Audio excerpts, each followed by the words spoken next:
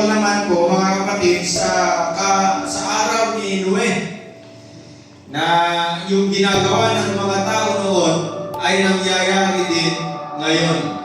17:26 to 27, gayon din ang nangyari noong panahon ni Lot. Ang mga tao ay nagsisikay, bumibili, nagtitinda, nagtatanim at nagtatayo ng bahay. O, tingnan natin ngayon kahit saan ka pumunta, pagandahan ng bahay, palakihan ng bahay. Kung meron kang nakita na personala mo na design ng bahay, color ng bahay, ganun din ang gusto din natin. Di ba nangyayari na ngayon? Sa verse 28, 29, ngunit ng araw na umalis si Lot sa Sodoma, umulan ng apoy ng asupre at natupok silang lahat. Ganon din ang mangyayari sa pagdating ng anak ng tao. Sa araw na iyon, ang nasa bubungan ay huwag nang bumaba pa upang kunin ang kanyang mga kasantapan sa loob ng bahay. At ang nasa bukid ay huwag nang umuwi pa. Alalahanin ninyo ang asawa ni Lot, ang sinumang magsikap na iligtas ang kanyang buhay ay mawawalan dito. Ngunit ang sinumang mawalan ng kanyang buhay ay siyang makakapagligtas nito. Sinasabi ko sa inyo, sa gabing iyon, may 2 taong nasa isang higaan, kukunin ang isa at iiwan ang isa. May 2 babaeng magkasamang nagtatrabaho sa gilingan, kukunin ang isa at iiwan ang isa. May 2 lalaking nagtatrabaho sa bukid, kukunin ang isa at iiwan ang isa. Saan po ito mangyayari, Panginoon? Tanong ng kanyang mga alagad. Sumagot siya, kung saan ang bangkay, doon nagkakatipon ang mga, sabi dyan, buwetre. Ano yung another word ng buwetre? Iwak. Diba?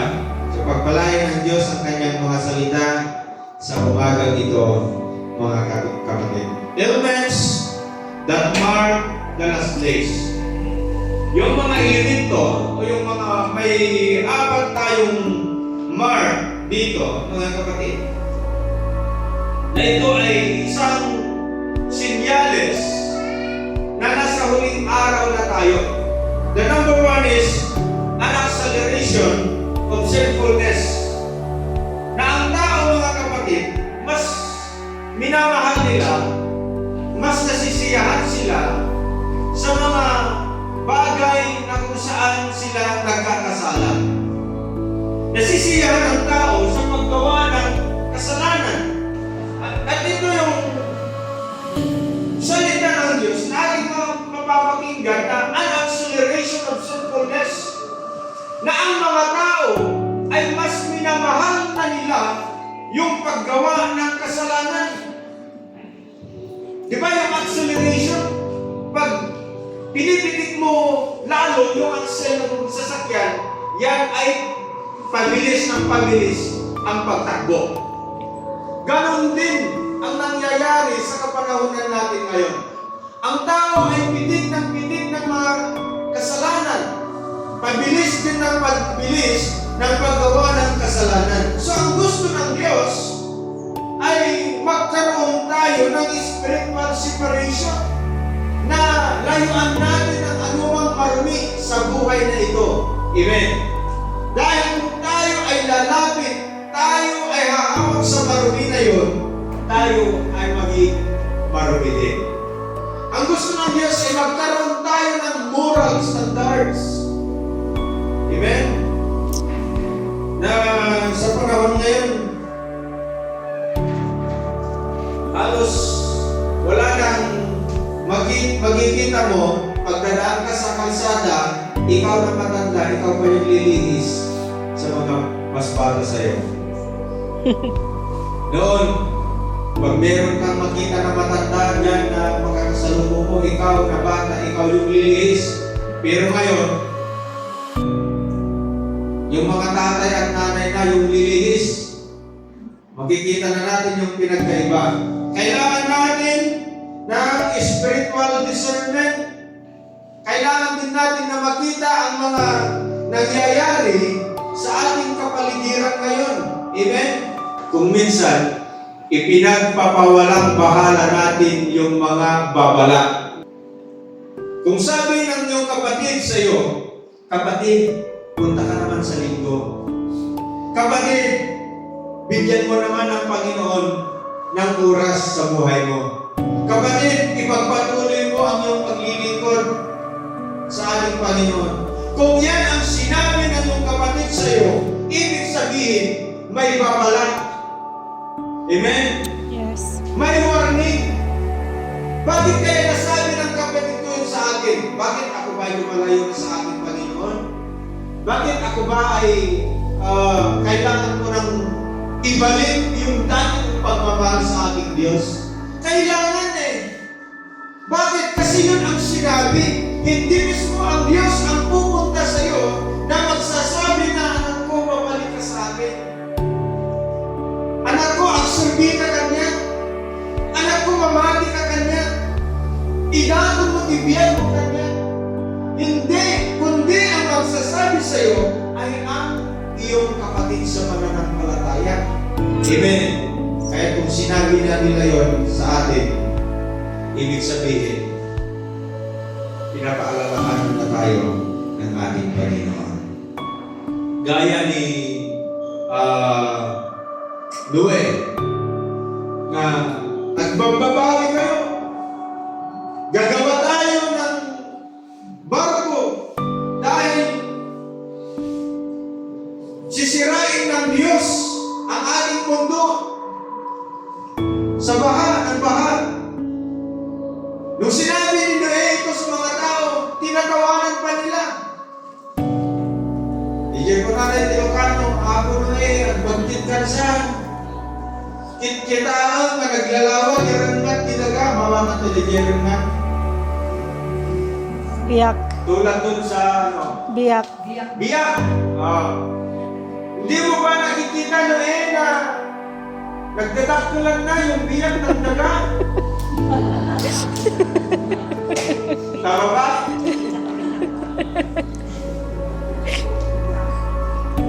Kita. Ayun. Ng loob. Tapos sasabihin mo, nagagawa tayo ng arko, barko, daong. Nagpagtitkan sa Noe. Pero itong si Noe, within 120 years, sinasabi niya yung salita ng Diyos na kahit parang walang naniniwala, hindi siya naupay. Hanggang sa dumating yung araw ng Panginoon na pinapasok na ng Diyos si Noe at ang mga animal, mga hayop doon sa barko, doon na binuksan ng Diyos ang bunganga ng dagat, bunganga ng kalangitan, at nagkaroon ng baha. Pero gusto ng mga tao na papasok sa barko. Pero hindi na mabuksan ni Noe kahit gusto niyang buksan ang barko man. Pero Diyos mismo ang nagsara ng pintuan ng barko niya. Kaya walang sino man makakapagbukas sa kung ano yung sinara ng Diyos. Gusto man nila na sumakay, pero huli na ang lahat. Diba? So, sa araw natin, sa mga araw natin ngayon mga kapatid, tingnan natin yung nangyayari. Sasabihin mo yung salita ng Diyos sa mga tao, tatawanan tayo. Sasabihin mo yung kaligtasan sa mga tao, ang hirap nilang tanggapin, ang hirap nilang sumunod sa kalooban ng Diyos sa ating mga buhay. Hindi nila nalalaman na sa bandang huli, sila din ang Magdusa.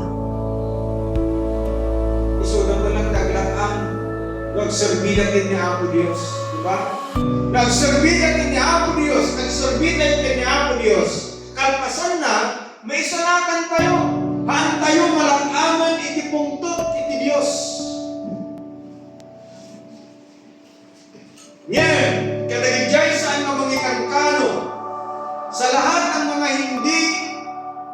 sumusunod sa kalooban ng Diyos, paparusahan sila ng ating Panginoon. An approaching storm. Tingnan natin nung nangyayari sa kapanahunan natin ngayon. Pumunta ka sa ilang mga lugar. Tingnan natin yung nangyayari ngayon, kasalukuyan nangyayari sa Vulcan. Kanlaon. Naging aktibo na siya. Puputok na siya. At marami ng mga lugar yung mga pananim yung nasira. Tingnan natin nung yan nangyayari sa government natin, kapaligiran natin, kahit saang lugar, meron tayong nababalitaan na lindol, meron tayong nababalitaan na baha. Basta pag-open ko sa aking Facebook account, hindi ko alam kung bakit lagi na 2.3, 3.4, 3.5, lagi doon, palagi sa abra, ganun. So, ibig sabihin, nangyayari na yung sinasabi ng Diyos sa kanyang mga salita na makakarinig kayo ng mga ligmaan, makakarinig kayo ng mga lindol, makakabalita kayo ng mga baha sa iba't ibang lugar. At ang pagmamahal ng mga karamihan ay lalamig. Tingnan natin yung pagmamahal natin sa Diyos. Kumusta yung pagmamahal natin sa ating Panginoon? Lumalamig ba? Umiinit o umiinit? Huwag natin hayaan na malamig ang ating pagmamahal sa ating Panginoon. The storm is approaching. Yung baha ay palapit na, mga kapatid. So, ang pangyayari, yung mga bagay na mangyayari sa hinaharap ay palapit ng palapit. Yung hinihintay natin, mga kapatid, na sinasabi sa 1 Thessalonians chapter 4, verse 16 to 17, na sa isang iglang, tayo ay sasalubungin natin ang ating Panginoon sa kalangitan, sa himpapawid. Amen? At yan yung hinihintay natin. Hinihintay natin na hindi natin alam kung kailan mangyayari. Hindi natin alam, mga kapatid. Kaya ang gusto ng Diyos ay lagi tayong handa. Tulad ng ginawa ni Noe. Amen? Na kahit walang nakikinig sa Kanya, na kahit walang sumunod sa Kanyang mga sinasabi na pinapasabi ng Diyos sa Kanya, ginawa niya kung ano yung inuutos ng Diyos sa Kanya. So tayo rin, mga kapatid, ang gusto ng Diyos sa ating mga buhay, gawin din natin yung gusto ng Diyos. Tulad ng sinasabi ng Panginoon na maglingkod tayo sa Kanya. Amen. Amen?